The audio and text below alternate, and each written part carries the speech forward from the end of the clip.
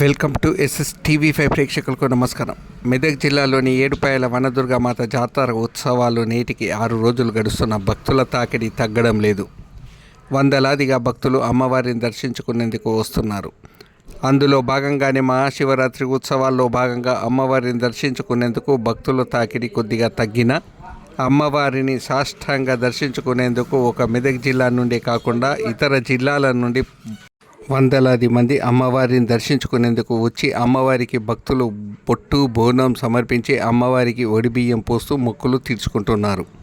స్నానాల ఘట్టం వద్ద ఏడుపాయల బ్రిడ్జి వద్ద కొందరు పోకిరీలు గేటుకు తాళం వేసి దానిపై నుండి వెళ్ళి పాయల్లో స్నానం చేయడం విడ్డూరంగా ఉంది.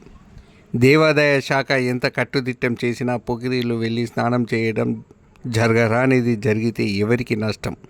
వచ్చే భక్తులు గమనించి స్నానాల ఘట్టం వద్ద స్నానం చేస్తే బాగుంటుందని ప్రజలు కోరుకుంటున్నారు.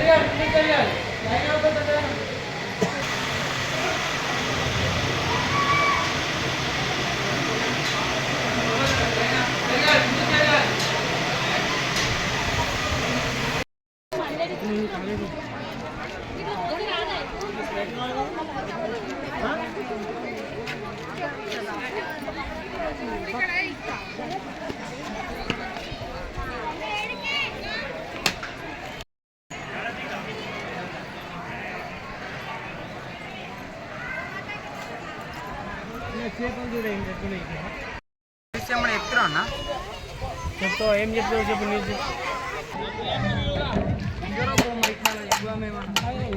ఏం చెప్తావు అది కాదు ఏం గడ్డించుకరా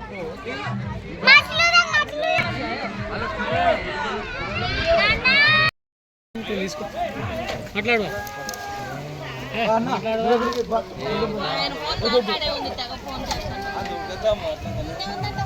తమ్ముడు